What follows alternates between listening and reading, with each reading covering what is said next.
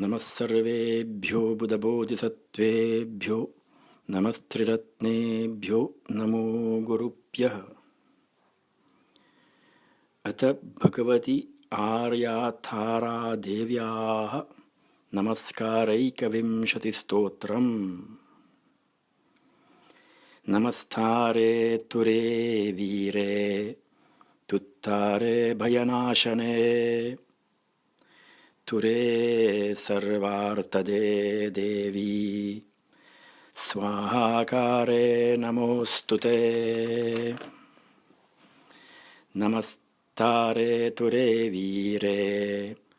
क्षणद्युतिनिभे त्रैलोक्यनाथवक्त्राब्ज विकसत्केसरोद्भवे नमः शतशरच्चन्द्र सम्पूर्णः पटलानने तारासहस्रनिकर प्रहसत्किरणोज्ज्वले नमः कनकनीलाब्ज पाणिपद्मविभूषिते दानः वीर्यः तपः क्षान्तिः तितिक्षध्यानगोचरे नमस्तथागतोऽश्नीश विजयानन्तचारिणी अशेषः पारमिताप्राप्त जिनपुत्रनिषेविते नमस्तुत्तारहूङ्कार पूरिताशादिगन्तरे सप्तलोकः क्रमाक्रान्त अशेषाकर्षणक्षमे नमः शक्रानलब्रह्म मरुद्विश्वेश्वरार्चिते भूतवेतालगन्धर्व गणयक्षः पुरस्कृते नमस्त्रड् इति पट्कार परमन्त्रप्रमर्दनी प्रत्यालीडपदन्यासे शिखिञ्ज्वालाकुले क्षणे नमस्तुरे महाघोरे मारवीरविनाशिनी त्रिकुटीकृतवक्त्राब्ज सर्वदुष्टनिसूदनी नमस्त्रिरत्नमुद्राङ्क हृन्द्याङ्गुलिविभूषिते भूषिताशेषदिक्चक्र निकरस्वक्कराकुले नमः प्रमुदिताठोप मुकुटाक्षिप्तमालिनी हसत्प्रहसत्तुत्तारे मारलोकवशङ्करी नमः समन्तभूपाला पातालाकर्षणक्षमे भ्रिकुटीकृतहूङ्कारे सर्वापदविमोचनी नमः शिखण्डखण्डेन्दु मुकुटाभरणोज्ज्वले अमिताभ जटाभार भास्वरकिरणध्रुवे नमः कल्पान्तहुतबुक् ज्वालामालान्तरे स्थिते आलीडः मुदिताबद्ध रिपुचक्रविनाशिनी नमः करत्थलाघात चरणाहतभूतले त्रिकुटीकृतहूङ्कार सप्तपातालनाशनी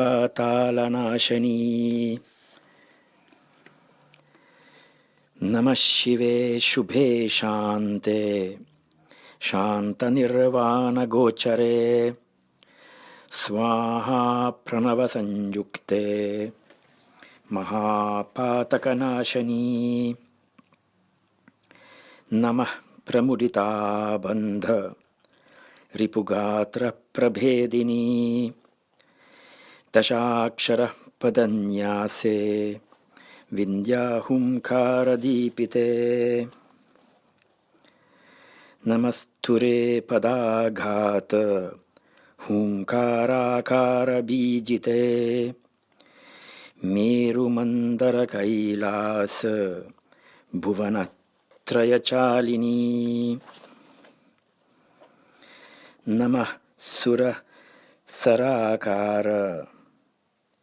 हरिणाङ्ककरस्थिते तारद्विरुक्तफट्कार अशेषविषनाशनी नमः सुरगणाध्यक्ष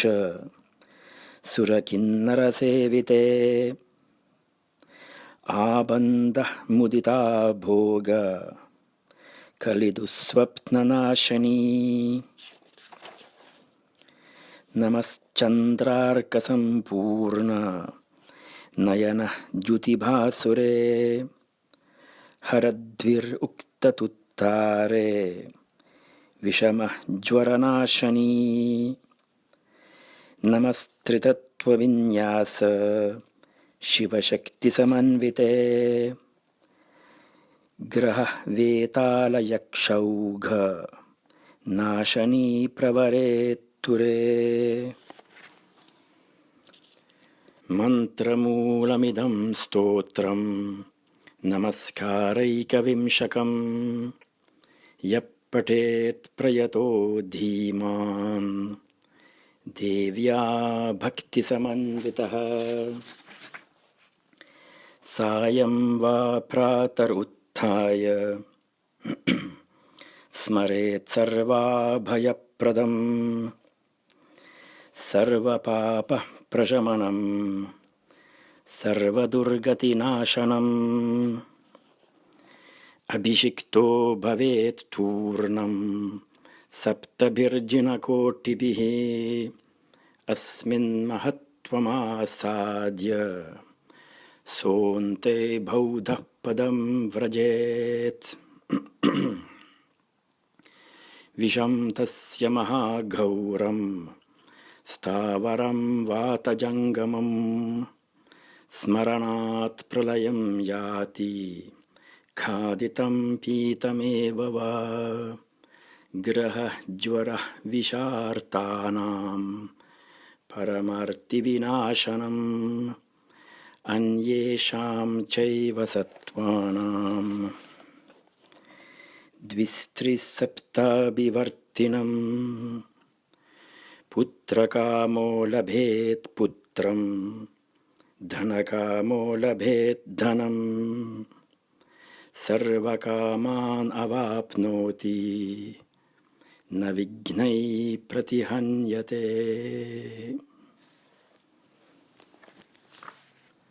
इति श्री सम्यक् सम्बुद्ध वैरोचनभाषितं भगवती आर्यतारदेव्या नमस्कारैकविंशतिस्तोत्रं परिसमाप्तम्।